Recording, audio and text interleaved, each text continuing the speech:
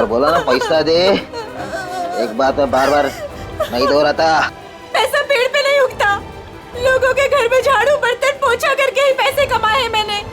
ऐसे दारू में उड़ाने नहीं दूंगी। अपने पति से जवान लड़ाती है, जवान लड़ाती है तू। काकी, हाँ? अब आपके घुटनों में दर्द तो नहीं है ना? हाँ बेटा, तूने जो घुटनों के लिए दवा दिया था ना, उससे मेरा घुटना बिल्कुल ठीक हो गया। नमस्कार। नमस्कार, कैसे है? बस ठीक है। हाँ, बड़ी बड़ी बड़ी। ये नीता जी है, नमस्कार। ये नमस्ते। इस चौल में रहते हैं। हाँ, आइए।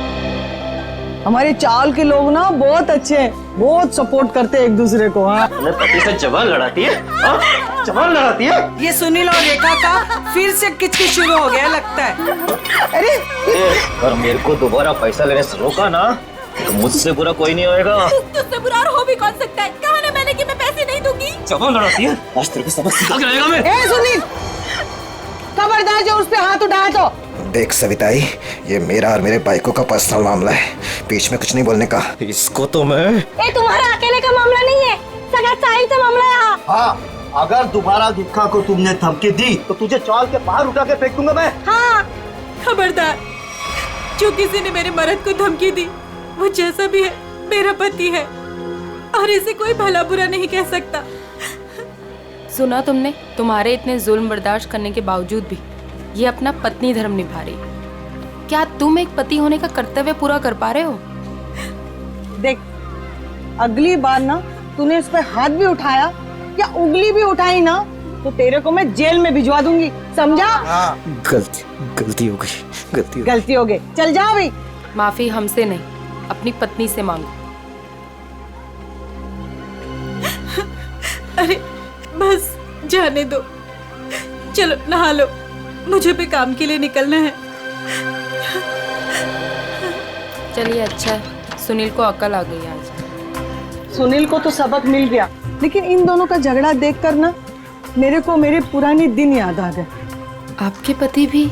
हाँ, बहुत शराब पीता था, हर वक्त नशे में रहता था, और जब नशे में नहीं रहता था ना तो इसी तरह जबरदस्ती मेरे से पैसा मांगता था। और आप पैसे दे देती थी? हाँ, क्या करती? और जब मैंने पैसा देना बंद किया ना तो मेरे सारे गहने, कपड़े, घर का सारा सामान, यहाँ तक कि घर का पूरा अनाज भी बेचना शुरू कर दिया। और फिर एक दिन यही शराब उनको मुझसे दूर ले गई और लीवर फेल हो गया। आई एम सॉरी, मुझे ये सब नहीं पता था। अब आपके पति के बाद आपके घर में कौन कौन है? मेरे 2 बच्चे थे, अनुज और कशिश। भगवान भी इतना निर्दयी है ना, एक एक्सीडेंट में मेरे 2 बच्चों को मुझसे छीन लिया। मैं समझ सकती हूँ कि अपने को खोने का गम क्या होता है। हौसला रखिए, आने वाले दिन खुशियाँ ही खुशियाँ लेकर आएंगे। कल की इसी उम्मीद पे तो मैंने ये एनजीओ की स्थापना की थी और चाल के सारे परिवार वालों को मैंने अपना परिवार माना। काकी, आप बहुत ही नेक काम कर रही हैं। अच्छा अभी रहने दे, ज्यादा तारीफ मत कर मेरी। हाँ चल अंदर चल, मैं तेरे को ना गरम गरम चाय पिलाती हूँ। हाँ अरे नहीं काकी, मुझे ना लेट हो रहा है और आज ही मुझे कॉलेज भी जाना है अपने थीसिस का फॉर्म भरने। तो हम शाम को मिलते हैं चाय पे? पक्का ना? संभल के जाना। आज तो बहुत लेट हो गई।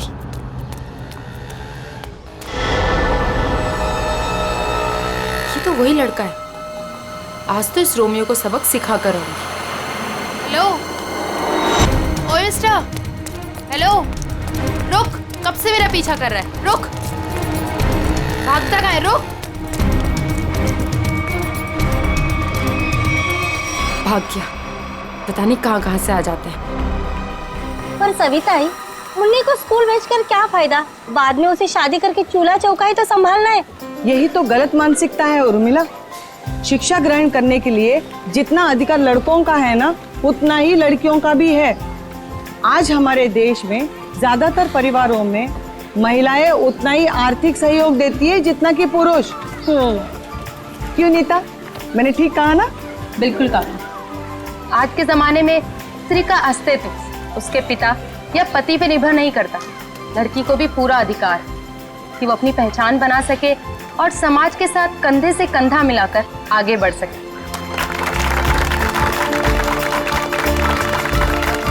क्या बात है, आप दोनों के विचारों से हम सब सहमत हैं। हाँ तो मुन्नी का स्कूल जाने का पक्का हो गया। हाँ पक्का।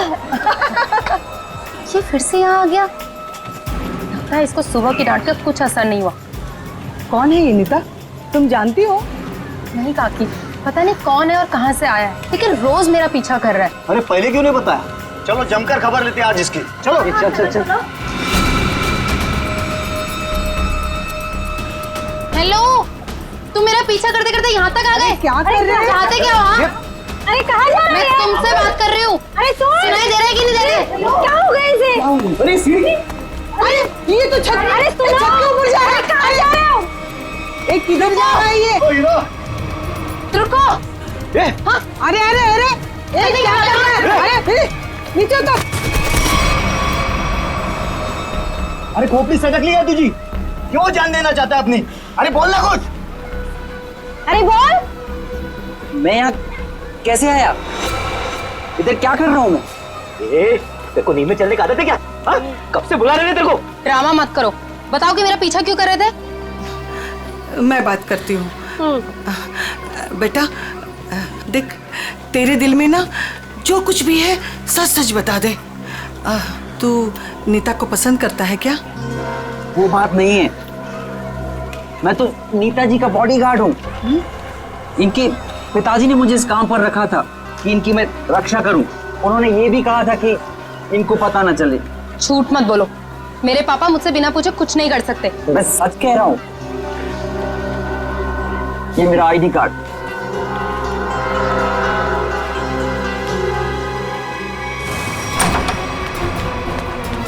अरे नीता बिटिया, अरे अभी हम तुम्हारे बारे में ही बात कर रहे थे। नमस्ते अंकल। नमस्ते बेटा।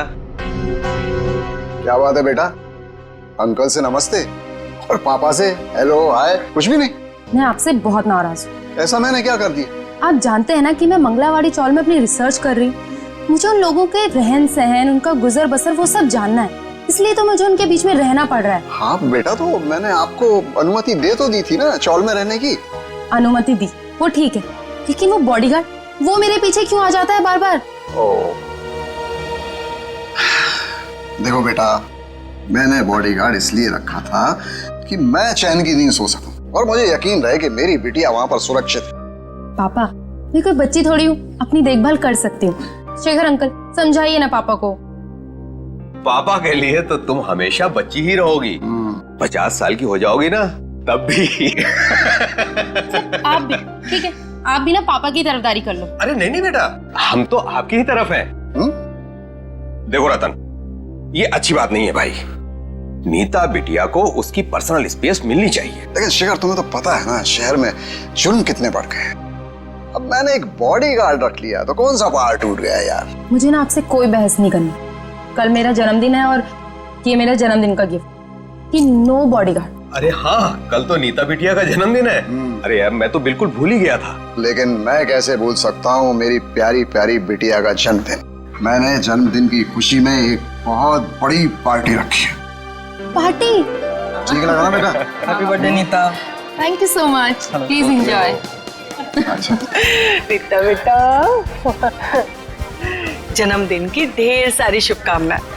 भगवान करे तुम्हें मेरी भी उम्र लग जाए। थैंक यू सो मच काकी। पापा, ये सविता काकी है, मैंने बताया था ना आपको इनके बारे में। हाँ, नमस्ते नमस्ते। हमारी बिटिया आपकी बहुत तारीफ करती। आपकी बेटी भी बहुत बहुत अच्छी है। Thank you very much. ये है मेरे बिजनेस पार्टनर शेखर। नमस्ते। नमस्ते, आपसे भी मिलकर बहुत खुशी हुई। मुझे भी बहुत खुशी हुई आपसे मिलकर। Ankit, many happy returns of happy birthday. Thank you so much.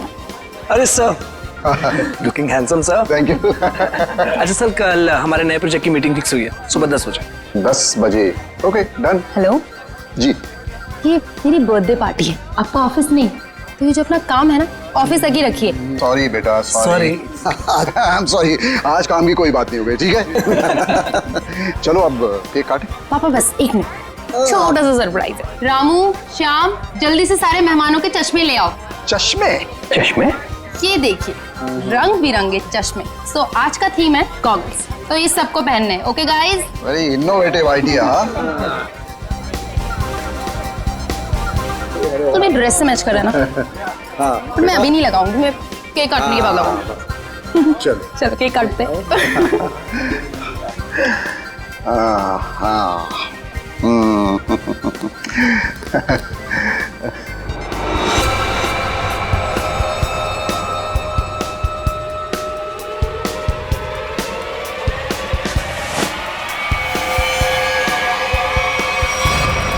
Gun?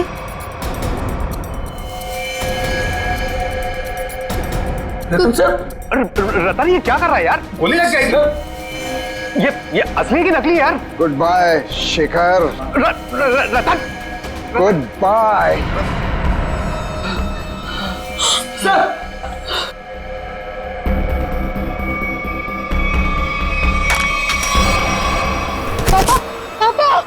पापा, ये तो बेहोश हो गए। ये अच्छा है, गोली मार के बेहोशी की एक्टिंग कर रहे हैं। अरे कोई एम्बुलेंस बुलाओ, शेखर जी को गोली लगी है।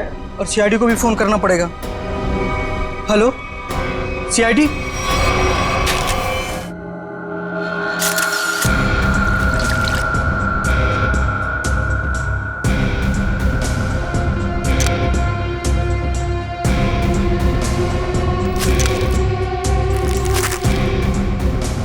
गोली सीधे सीने पे मारी गई है।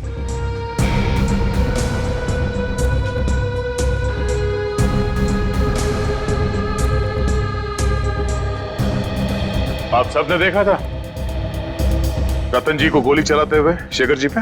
हाँ सर, हम तो हक्के बक्के रह गए ये देख के।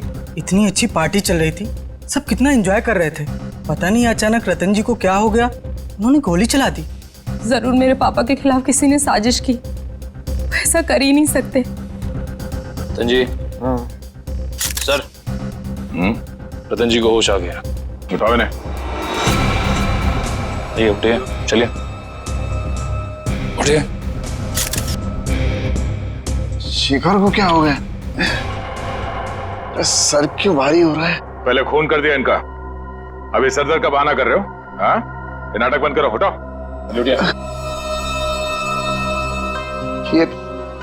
ये आप क्या कह रहे हैं? मैंने किसी का खून नहीं किया। नीता बेटा, क्या कह रहे हैं ये लोग? मेरी समझ में नहीं आ रहा है बेटा। पापा, मुझे खुद समझ में नहीं आ रहा है कि ये सब हो क्या रहा है।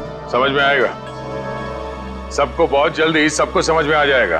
निखिल, मयूर, घर की अच्छी तरह से तलाशी लो। यहाँ पे पार्टी में जितनी भी चीजें मौजूद है सबको उठा लो। जयंती सर, इस गन को फोरेंसिक लैब में भिजवा दो। रतन जी चलिए ब्यूरो चलते हैं। पापा ठीक तो है ना? पापा सर, सब बैलिस्टिक्स रिपोर्ट आ गई। इसमें साफ साफ लिखा है कि शेखर को जो गोली लगी थी वो रतन जी के गन से चली थी, और उस गन पे जो उंगलियों के निशान मिले थे वो भी रतन जी के ही थे। कहिए रतन जी, क्या कहना है आपको इस बारे में? नहीं, कुछ समझ में नहीं आ रहा सर। मेरा सर बहुत भारी हो रहा है। ऐसा लग रहा है जैसे किसी गहरी नींद से जागा हूं मैं। कोई डरावना सपना देखा है मैंने।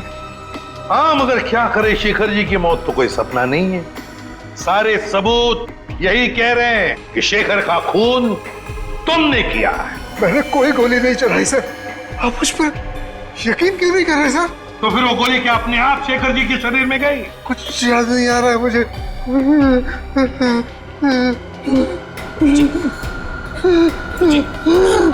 जी, मैंने कहा था ना आपसे कि मेरे पापा दिल के मरीज हैं, उन्हें टेंशन मत दीजिए। सर, मैं एम्बुलेंस को फोन करता हूँ। नहीं, अपनी गाड़ी में लेकर चलो, हॉस्पिटल में एडमिट करो जल्दी। चलिए। मैं भी चलती हूँ साथ में। नहीं, आप नहीं जाएंगी। उन्हें पहले एडमिट होने दो, बाद में मैं भी चलूंगा तुम्हारे साथ।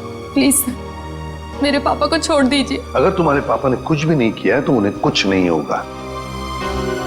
अच्छा, एक बात बताओ, रतन जी का कोई झगड़ा वगड़ा था पहले से शेखर जी के साथ, या फिर कल पार्टी में कोई झगड़ा वगड़ा हुआ था?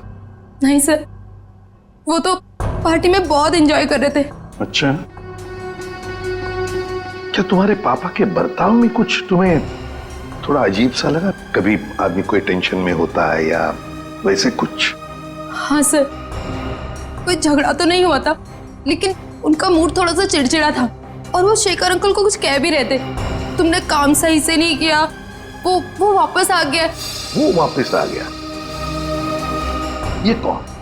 सर नाम तो नहीं लिया था। अच्छा, ये बातचीत कब हुई थी दोनों के बीच?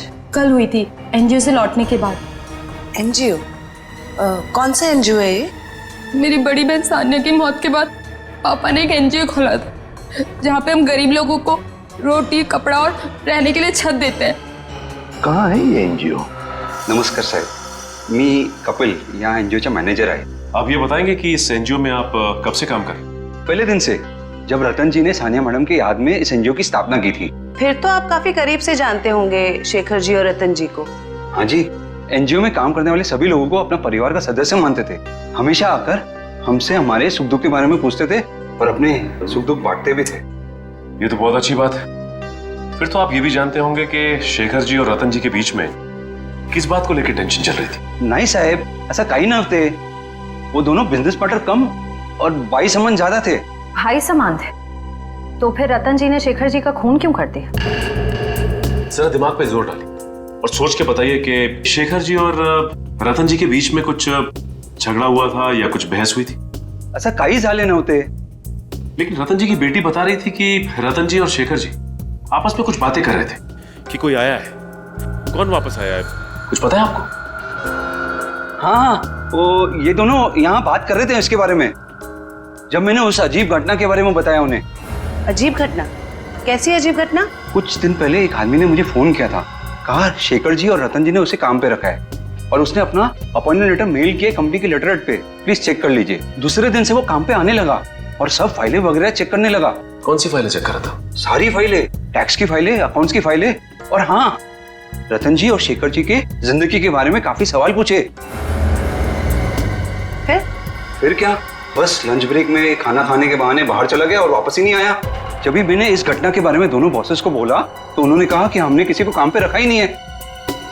इतनी मेहनत करके आया था पूछताछ करने के लिए, जरूर इस जुर्म में उसका हाथ है। शेखर जी ने रतन जी को कहा कि वो वापस आ गया है, तुमने अपना काम बरोबर किया नहीं है। इस आदमी का चेहरा तो देखा था ना आपने, हमारे लिए स्केच करवाई। साहिब, दरअसल बात यह है कि उस दिन मैं अपना चश्मा घर में भुलाया था और चश्मे के बगैर मुझे तो कुछ दिखता ही नहीं है। सामने कुर्सी पड़ी की गाड़ी पड़ी, मेरे को वो भी नहीं दिखता। सर, एक बात तो तय है, ये जरूर इन दोनों के अतीत से जुड़ा हुआ ही कोई आदमी है। एग्जैक्टली, इसीलिए तो बड़ी आसानी से इस अनजान आदमी को उन्होंने पहचान लिया। इस नए मोहरे से जल्द मिलना होगा। सर, हाँ, पता चला एनजीओ से किसका फोन था जिसकी वजह से इन दोनों के बीच में अनबन हो गई? सर, एनजीओ वालों को उसका नाम तो नहीं मालूम, लेकिन उनका कहना था कि कोई आदमी आया था, अनजान आदमी, जो काफी सवाल जवाब कर रहा था वहां पे। यह आदमी जरूर रतन ने जो अपने बेटी सानिया के नाम पे एनजीओ चलाया उसी से संबंधित है। रतन और शेखर दोनों इस आदमी के बारे में जानते थे और इसीलिए इन दोनों के बीच में बहस हो गई।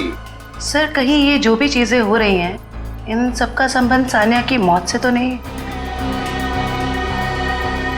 नीता, बेटा एक बात बताओ, तुम्हारी बहन की मौत कैसे हुई? दीदी ने आत्महत्या की थी। क्यों? मालूम नहीं। मालूम नहीं मतलब? मैं उस वक्त हॉस्टल में थी, घर पे क्या हो रहा है क्या नहीं, सबसे अनजान। अच्छा, जब आपकी बहन ने आत्महत्या की तो उस वक्त क्या आप हॉस्टल में थी? उस वक्त तो मैं घर पे थी, छुट्टियां मनाने के लिए आई थी। मुझे आज भी वो दिन याद है जब मैं और पापा मॉल से शॉपिंग कर आई और जैसे ही पापा ने दरवाजा खोला। नीता, क्या तुमने अपने पापा से पूछा नहीं, जानने की कोशिश नहीं की कि क्यों तुम्हारी बहन सानिया ने ऐसा कदम उठाया? पूछा था सर, बहुत बार, लेकिन पापा हमेशा यही कहते थे कि तुम्हें इस बारे में जानने की जरूरत नहीं, और वो रोने लगते थे। इसलिए मैंने इस बारे में कभी उनसे बात नहीं की। मगर किसी को तो पता होगा ना क्या तकलीफ थी सानिया को, कोई खास दोस्त न कोई तो? आया जी थी, वो हमेशा उनके साथ रहती थी। उसकी जिंदगी के पहले दिन से लेके आखिरी दिन तक वो हमेशा दीदी के साथ रही है। जी ये आया रहती कहाँ है? उसी चौल में जहाँ मैं रिसर्च कर रही हूँ। अभी भी पापा उनकी तनख्वाह हर महीने बराबर पहुँचा देते। बेटी क्या चल रहा है तुम्हारा? अभी तक गिनती चालू है? आई एम सॉरी सर, पता नहीं क्यों मगर मुझे एक चश्मा कम लग रहा है। एक चश्मा कम लग रहा है मतलब? सर पार्टी में 20 लोग आए थे। मैं कम से कम 5 बार गिन चुका हूँ, हर बार 19 चश्मे बता रहे। तो फिर एक चश्मा कहाँ गया? पता नहीं सर। जी बिल्कुल सही कह रहे हैं, जो चश्मा मेरे पापा ने पहना था वो तो इसमें है ही नहीं। पापा का चश्मा कहाँ गया? सब हो सकता है जब पापा बेहोश हुए हो तो कोई लेकर चला गया हो। कमाल है सर, पार्टी में खून हो जाता है मगर फिर भी किसी को चश्मा चुराने की सूझी। एक बात और सर, बिल्कुल उसी तरह का चश्मा मेरे बॉडीगार्ड ने भी पहना था जब वो चौल की छत से कूदकर खुदकुशी करने वाला था। एक मिनट, तुम्हें कैसे पता चला कि वो वही चश्मा था जो तुम्हारे पापा ने पहना था? क्योंकि मैंने उसे पहले भी देखा है, वो कभी चश्मा नहीं पहनता, लेकिन उसने चौल की छत से जब वो कूद रहा था तो उसने उसी तरह का चश्मा पहना था। वो चश्मा ही मनूस है। सर इस चश्मे का खून के साथ क्या कनेक्शन हो सकता है? सचिन कोई ना कोई कनेक्शन तो जरूर है, कुछ ना कुछ तो गड़बड़ है, कुछ ना कुछ तो गड़बड़ है इस चश्मे को लेकर। क्या नीता, क्या हमारे लिए तुम्हारे पिताजी के गॉगल का जो डिजाइन है वो बनवा सकती हो हमारे स्केच आर्टिस्ट से? जरूर सर। उन दोनों को कनेक्ट कर दो।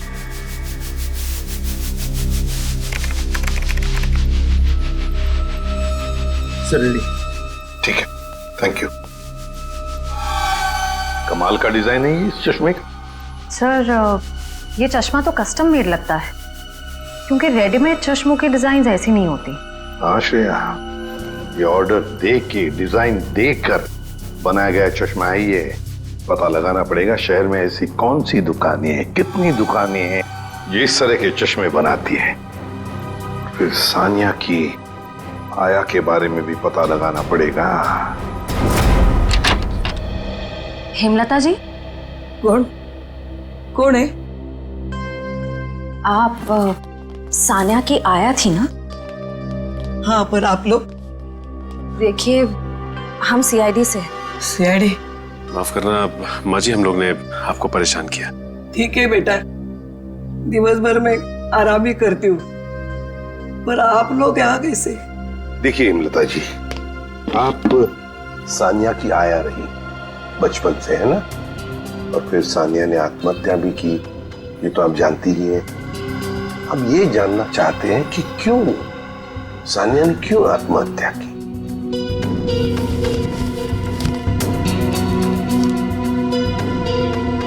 बहुत दिनों बाद इन बूढ़ी आंखों को आप लोगों ने नम कर दिया।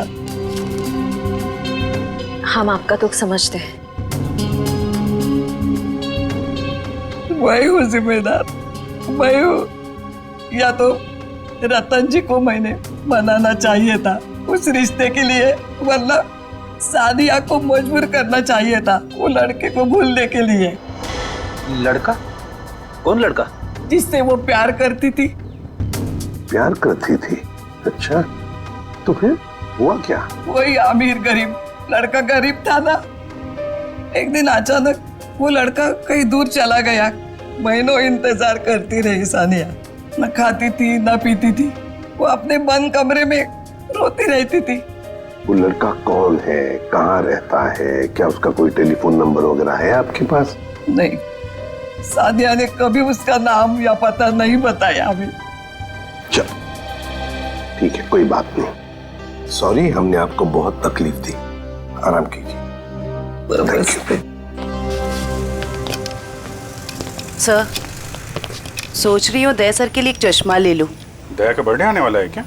नहीं सर, वो हमेशा ना मुझसे उखड़े उखड़े रहते हैं, इसीलिए। अच्छा, गिफ्ट देके उनको खुश करना चाहती हो? नहीं सर, उन पे बहुत अच्छा लगेगा, इसलिए। बाद में देखते हैं। एक्सक्यूज मी जी, कहिए किसके लिए चश्मा दिखाऊं? एक मुजरिम के लिए। मुजरिम के लिए चश्मा? मैं कुछ समझा नहीं। जरा ये डिजाइन देखो चश्मे की।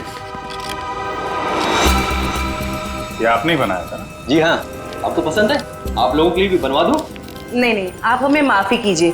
आपका बनाया हुआ ये चश्मा पहनकर लोग उल्टी सीधी हरकतें करने लगते हैं। कोई छत पे पहुंच जाता है छलांग लगाने, तो कोई किसी को गोली मार रहा है। क्या मजाक कर रही हैं आप? ये सब मेरे चश्मे की वजह से हो रहा है। हम मजाक के मूड में नहीं है। सीआईडी, अब जरा ध्यान से बताओ, किसके लिए बनाया था ये? 1 मिनट सर। सर, ये कोई अभिषेक नाम का आदमी था। क्या बात है सर, नाम भी है, एड्रेस भी और फोन नंबर भी है। कॉल करो जी।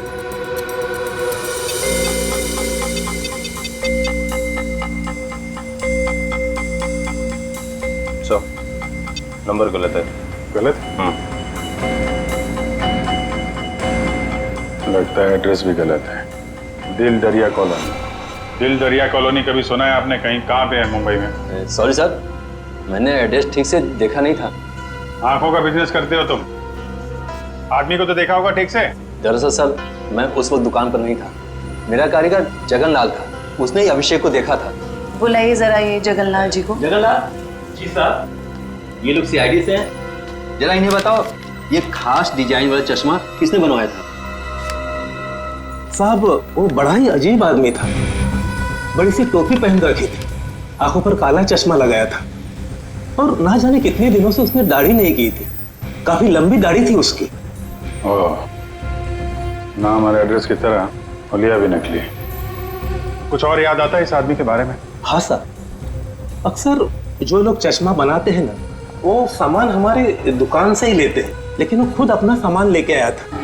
फ्रेम, कांच और एक अजीब सी छोटी सी चीज उसने लगाई थी चश्मे में। छोटी सी चीज? अच्छा, उस चीज के बारे में कुछ बता सकते हैं आप? अपने मोबाइल का सिम कार्ड होता है ना, उससे भी छोटी चीज थी। और साहब, चश्मा बनने के बाद उसने मुझे पहनने भी नहीं दिया। मुझे फिटिंग चेक करवानी थी तो बोला चश्मा गंदा हो जाएगा। ये भी कोई बात हुई? कोई बात नहीं। आप जरा ये मेरा कार्ड रखिए। अगर वो आदमी दोबारा आए या दिखाई पड़े तो मुझे फोन करना। और उसको नहीं बताएंगे, इतना तो समझते हैं ना आप? समझ गए सर। सर, हाँ, ये रोहन और मीशा है। ये सानिया के बड़े अच्छे दोस्त थे। घबराओ मत। देखो, हमने तुम्हें यहाँ कुछ सवाल पूछने के लिए बुलाया है। कैसे सवाल सर? सानिया के बारे में। क्या तुम लोगों को पता है सानिया ने ऐसा क्यों किया, क्यों आत्महत्या की?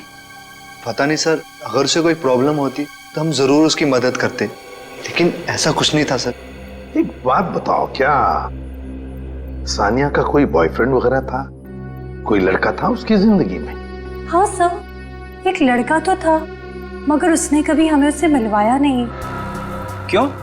पता नहीं सर, वो बोली सब कुछ ठीक हो जाने के बाद सबको बताएगी। बहुत सीरियस थी उसको लेकर, शादी करना चाहती थी उससे। अच्छा, क्या नाम क्या था उस लड़के का?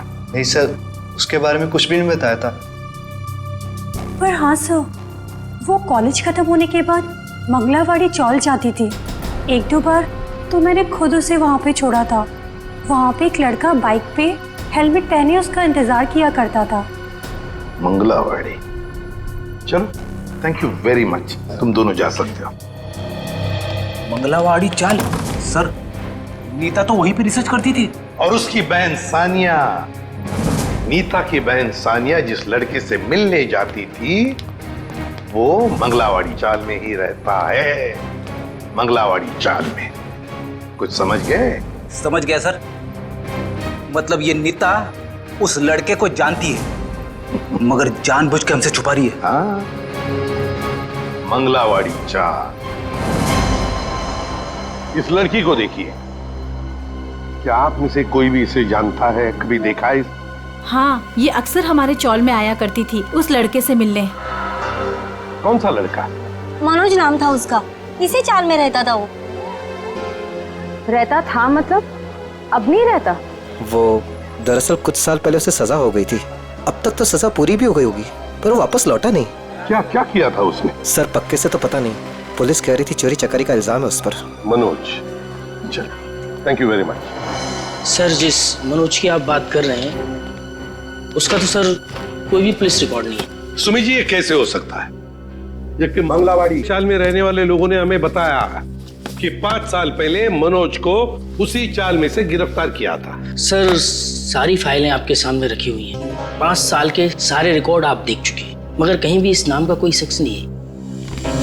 हो सकता है मनोज की फाइल गुम हो गई। ऐसा कैसे हो सकता है सर? क्यों नहीं हो सकता? तो फिर मनोज की फाइल मिल क्यों नहीं रही है? हो सकता है सर आपको कोई गलत इंफॉर्मेशन मिल गई हो, या फिर इस नाम का कोई शख्स हो ही ना, या फिर चौल वालों ने आपसे झूठ बोल दिया। होने को तो यह भी हो सकता है कि मनोज की फाइल यहां से जानबूझकर गायब की गई।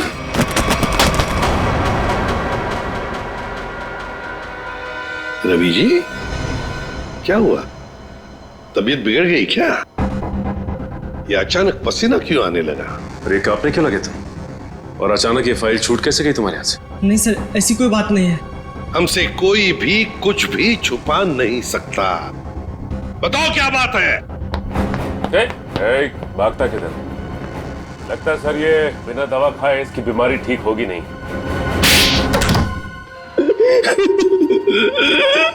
सर मुझे माफ कर दीजिए, मेरे पैसों के कारण मैंने उसकी फाइल जला दी। शर्म आनी चाहिए तुम्हें। पैसों की लालच में तुमने मुजरिम की मदद की, और तो और अपने नौकरी से गद्दारी की, अपने देश से भी गद्दारी की तुमने। कौन से जेल में है मनोज? सर तिलक नगर जेल में था। 7 साल की सजा थी उसे।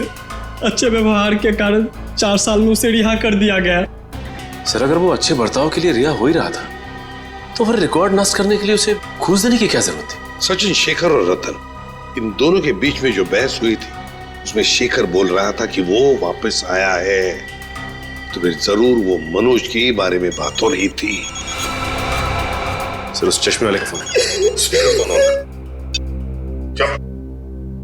सर मैं जगन्नाथ चश्मे वाला। सर अभिजीत सर का फोन नहीं लग रहा था, इसलिए मैंने आपको फोन किया। हाँ बोलिए। सर वो आदमी फिर आया था चश्मा बनाने। अब इस वक्त कहाँ है वो आदमी? सर वो जाते वक्त फोन पे बात कर रहा था, कह रहा था कि किसी विद्युत नगर जा रहा है, सेक्टर 5। विद्युत नगर? नीता भी तो विद्युत नगर में रहती है। माय गॉड, मतलब नीता की जान को खतरा है। हाँ एसीपी सर, हम नीता के घर पहुंच गए हैं।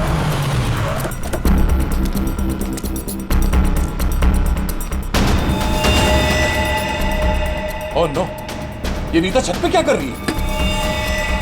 इसे रोकना होगा। नीता!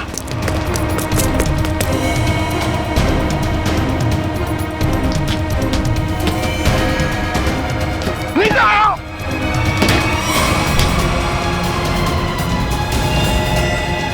तो हटो।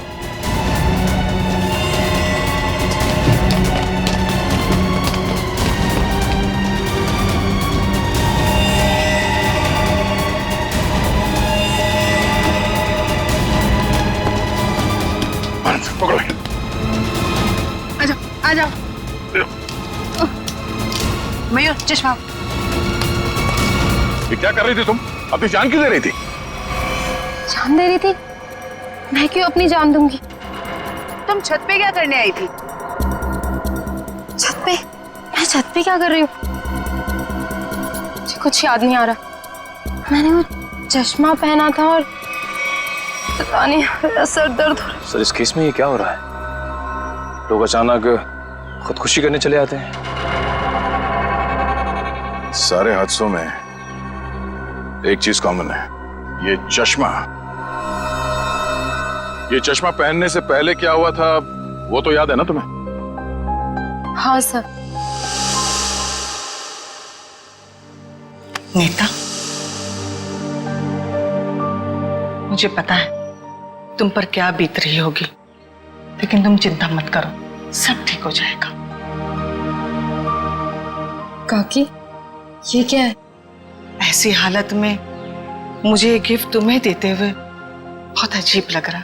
गिफ्ट? हाँ, तुम्हारा बर्थडे था ना, तो हमारे चौल के बच्चों ने अपने हाथों से बड़े प्यार से तुम्हारे लिए गिफ्ट बनाया।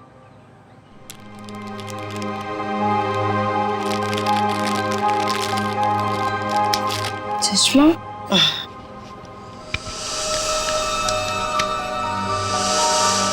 ये सविता जी कौन?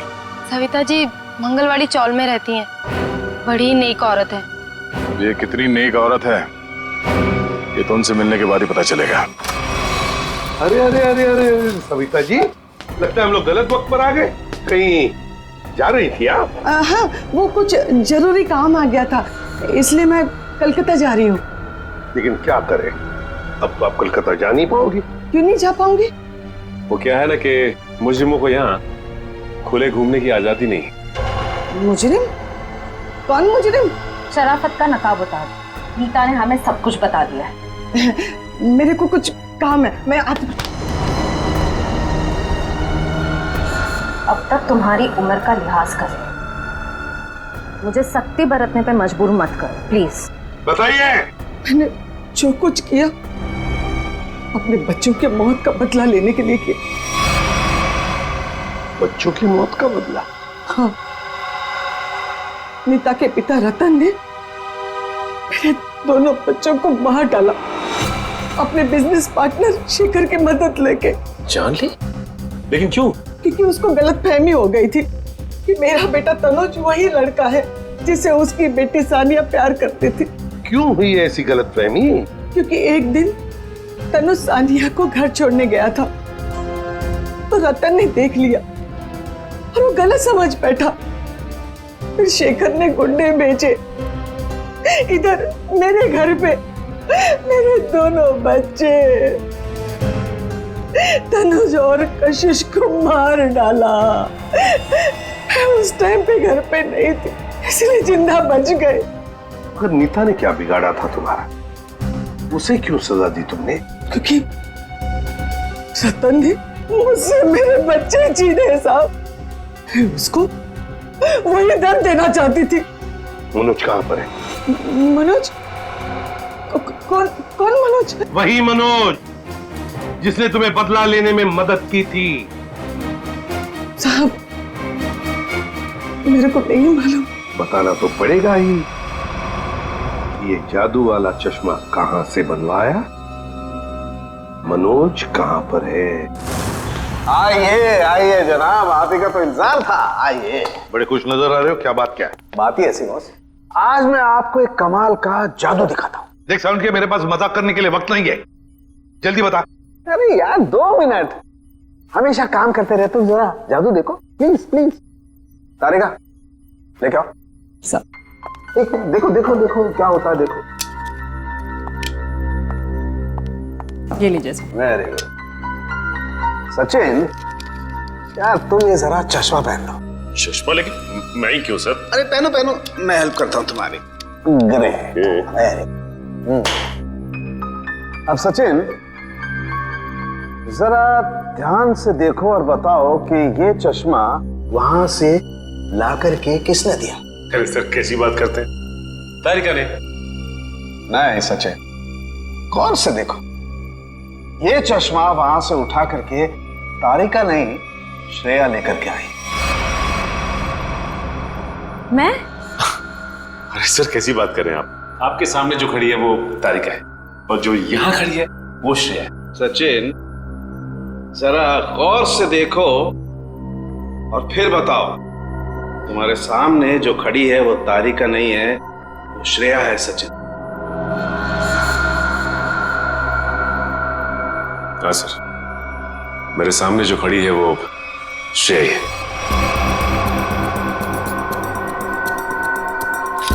सचिन ये मेरी गन लो। और तुम्हें इस गन के साथ क्या करना है सचिन, तुम जानते हो ना? हाँ सर, मुझे अच्छी तरह से मालूम है कि इस गन के साथ क्या करना है। सड़के कुछ नहीं होगा। सड़के ऐसी मजाक मत कर प्लीज, बिलीव मी। हाँ सचिन, तो पता है ना तुम्हें क्या करना है इस गन से? हाँ सर, पता है।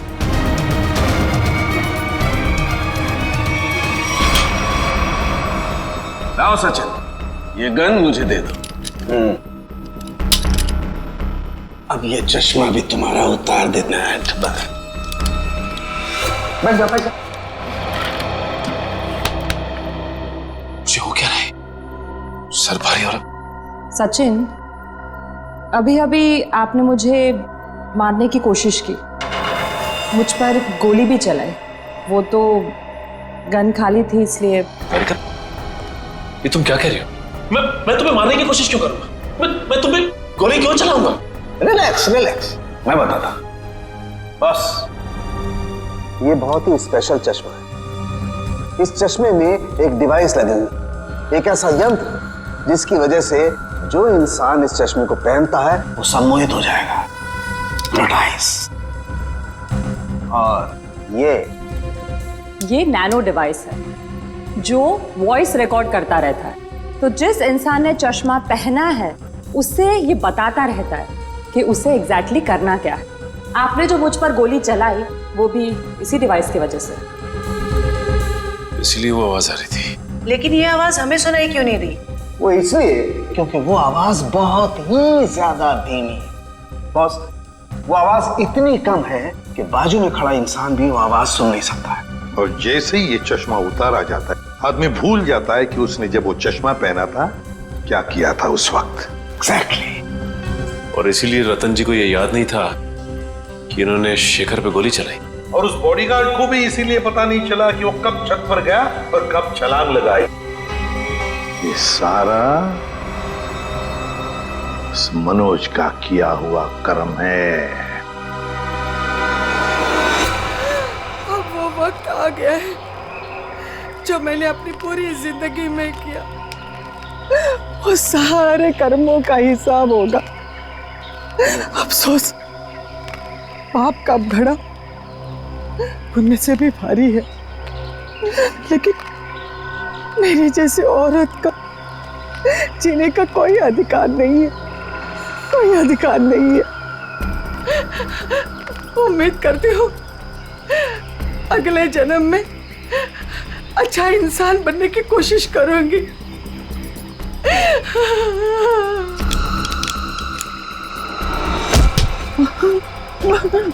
ये क्या कर रही है? उतार चश्मा, उतार।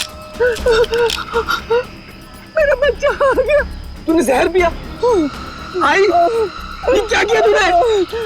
मेरे को नहीं पता मैंने ऐसा क्यों किया।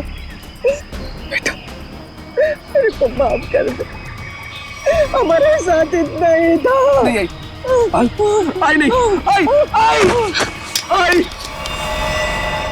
जिस किसी ने भी तेरे साथ ऐसा किया है माँ, तेरी कसम उसे छोड़ूंगा नहीं मैं।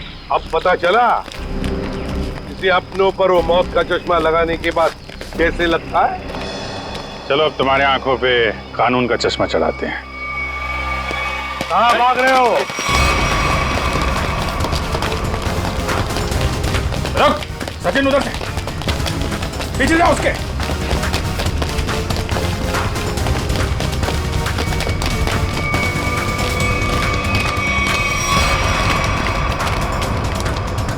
Wish you many happy returns of the day.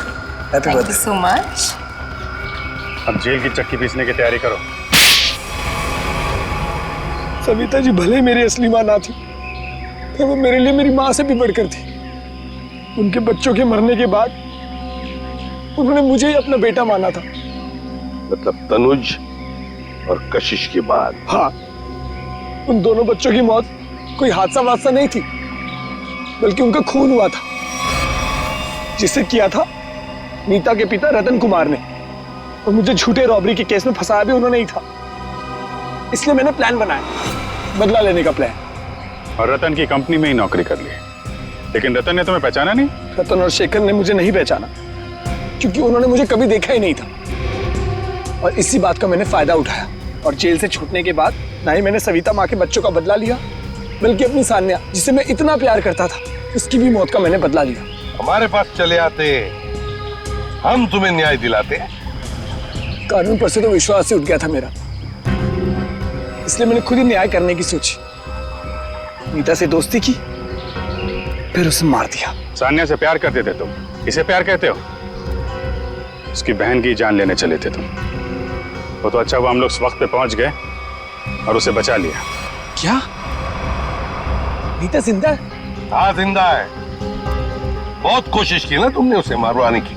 उसके बॉडीगार्ड को भी वो चश्मा पहना दिया।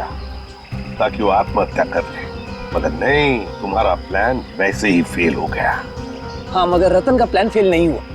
मैंने वेटर के जरिए उसे खूनी चश्मा पहनाया और उसी के जरिए उसी के दोस्त को मरवा दिया। और फिर हमारे आने से पहले वो चश्मा तुमने गायब कर दिया। तो फिर वो चश्मा सविता के जरिए तुमने नीता तक पहुंचा।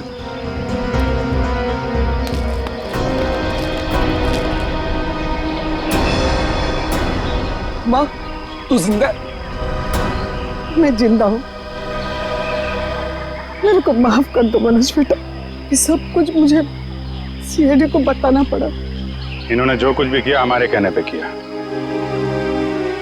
अपना बदला पूरा करने के लिए तुमने बहुत नाटक किया, और तुम्हारी असलियत सामने लाने के लिए हमने भी एक छोटा सा नाटक किया। क्या मिला तुम्हें? इस बदले की आग ने तुम्हें कहां से कहां पहुंचा दिया। अब जेल की सलाखों के पीछे सड़ते बैठना, कानून तुम्हें कड़ी से कड़ी सजा देगा, शायद फांसी ही होगी।